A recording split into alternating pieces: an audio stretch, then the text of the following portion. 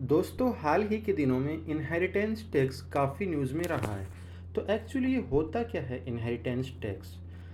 जैसा कि हमें इसके नाम से मालूम चलता है कि जब हमारे फोरफादर्स की डेथ हो जाती है तो उनकी जो प्रॉपर्टी होती है वो हम इनहेरिट करते हैं, और उस प्रॉपर्टी की कोई ना कोई एक वैल्यू होती है।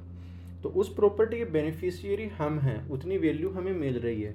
तो गवर्नमेंट उस वैल्यू पे एक टैक्स हमसे लेती है। उसी टैक्स को हम कहते हैं इनहेरिटेंस टैक्स। इंडिया में ये टैक्स अब भी नहीं है। इंडिया में ये टैक्स 1985 में जब राजीव गांधी की गवर्नमेंट थी तो उन्होंने अबोलिश कर दिया था। लेकिन दुनिया के कई देशों में अभी भी इनहेरिटेंस टैक्स है। जैसे फॉर एग्जांपल यूरोपियन यूनियन की जो डेवलप्ड कंट्री हैं उनमें ये टैक्स है, और इसकी जो रेट है वो बहुत हाई है।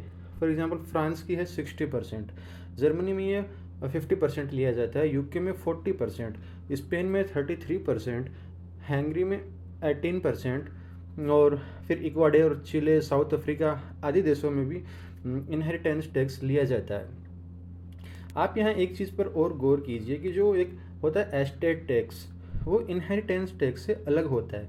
इनहेरिटेंस टैक्स में क्या होता है कि जो फोरफादर्स की डेथ के बाद जो प्रॉपर्टी उसके जो बेटा बेटी होते हैं उनमें जब जाती है तो बेनिफिशियरी वो होते हैं, तो वो लोग पे करते हैं। जबकि एस्टेट टैक्स में क्या होता है कि जो उसका मालिक होता है उस संपत्ति का, वो खुद ही टैक्स देता है, और उसकी डेथ के टाइम पे जो उसकी वैल्यू होती है उसके प्रपोर्शन में उससे टैक्स लिया जाता है। तो जो इनहेरिटेंस टैक्स होता है उसमें जो बेनिफिशियरीज होते हैं वो पे करते हैं टैक्स, जबकि एस्टेट टैक्स में जो उसका जो ओनर होता है वो खुद पे करता है।